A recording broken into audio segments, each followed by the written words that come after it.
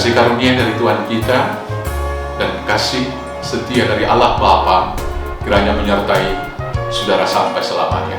Amin. Shalom, mari kita melakukan aktivitas pagi hari ini dengan memuliakan Tuhan dengan pekerjaan kita. Dan bila kita diberangkatkan untuk firman Tuhan yang akan saya bacakan dari surat Rasul Paulus kepada jemaat di Efesus pasal 5 ayat 16. Demikian firman Tuhan. Dan pergunakanlah waktu yang ada, karena hari-hari ini adalah jahat. Saudara-saudaraku yang terkasih dalam Yesus Kristus, kita hidup dalam dimensi waktu yang terbatas. Karena untuk segala sesuatu di muka bumi ada waktunya.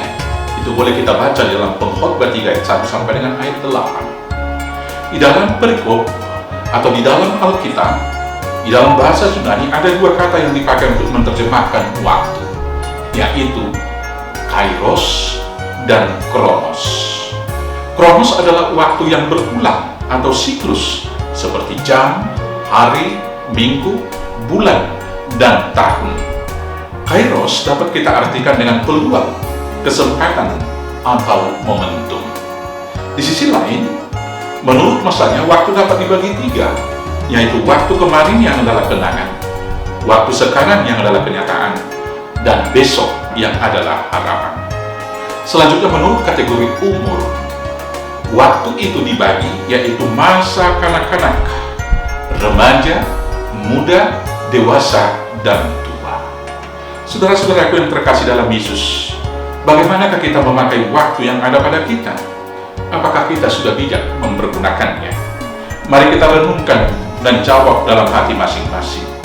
Hari ini firman Tuhan menyapa kita dengan berkata, dan pergunakanlah waktu yang ada, karena hari-hari ini adalah jahat.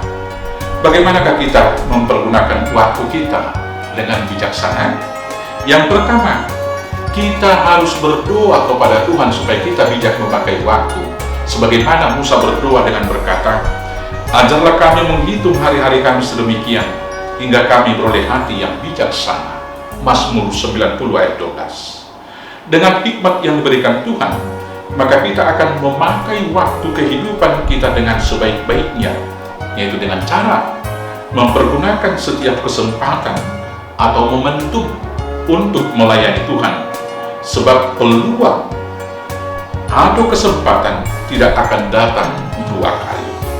Kita hidup hanya sekali, maka mari kita lakukan segala yang baik dan berkenan kepada Tuhan hari ini, seolah-olah kita mati besok.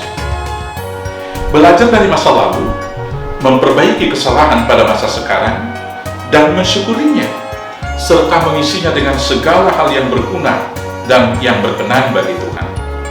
Bersuka cita menapaki masa depan, yang adalah harapan dengan keyakinan bahwa hari besok pasti lebih indah daripada hari ini.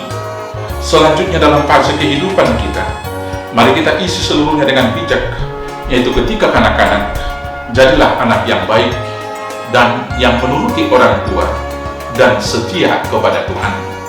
Ketika remaja, marilah kita isi waktu kita dengan banyak belajar supaya memperoleh hikmat.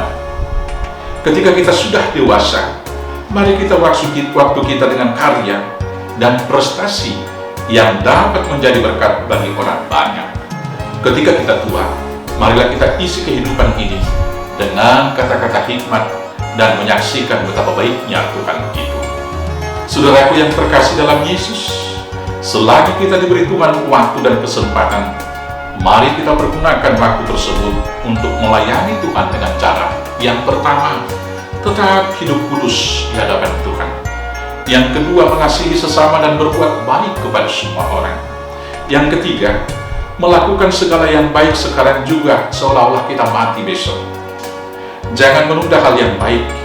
Mulailah dengan meminta maaf kepada istri, meminta maaf kepada suami, saudara, dan sesama kita sekarang juga, seolah tidak ada lagi kesempatan besok. Lanjutkan dengan menghargai hal yang paling kecil yang dilakukan saudara kita, dan berikanlah dirimu menjadi berkat bagi sesama. Yang keempat, tetap setia di dalam iman kepada Yesus Kristus. Apapun juga yang kamu alami di dalam hidupmu, baik suka maupun duka, tetaplah setia kepada Yesus Kristus. Hidup ini adalah kesempatan. Hidup ini untuk melayani Tuhan. Jangan sia-siakan waktu yang Tuhan beri. Hidup ini hanya sementara. Dan dengarlah firman Tuhan yang menyapa kita hari ini yang berkata, dan pergunakanlah waktu yang ada, karena hari-hari ini adalah jahat. Selamat mempergunakan waktu yang ada. Tuhan Yesus memberkati. Amin.